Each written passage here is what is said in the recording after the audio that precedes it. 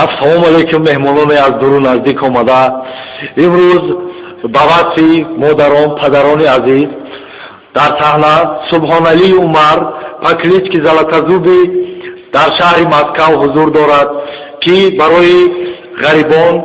سرودهای خود را ابراز نماید و با همراهی او